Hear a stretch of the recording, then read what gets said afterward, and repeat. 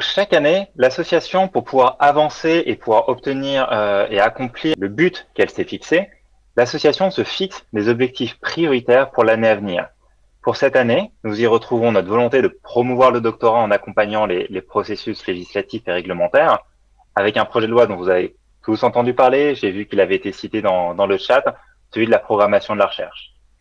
Pour l'inscription du doctorat au RNCP, qui n'était qu'une étape, nous voulons aller plus loin dans la reconnaissance des compétences des docteurs afin de favoriser l'employabilité des docteurs et le rendre encore plus concret.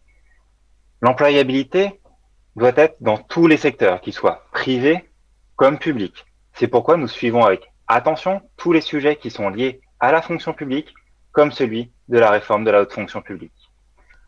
Ensuite, nous continuons notre travail au sein du CNESER, donc le Conseil national de l'enseignement supérieur et de la recherche, et nous voulons dynamiser la visibilité du doctorat, ainsi que sa promotion par la communauté française des docteurs CFD que vous a présenté tout à l'heure Stéphanie, notamment autour d'événements, comme aujourd'hui, autour du cinquantenaire des 50 ans de l'association. Et enfin, nous voulons diffuser le guide du doctorat et le passeport docteur que Clément vous a présenté, qui sont des outils pratiques et concrets qui sont mis à disposition des docteurs et des acteurs du doctorat.